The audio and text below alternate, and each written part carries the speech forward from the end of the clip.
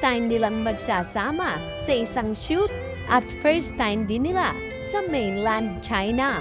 We're ready to explore a lot of things in life. And I'm thankful that he said yes kasi I'm excited po to work with him. Ano nga ba ang meron sila ni Cody?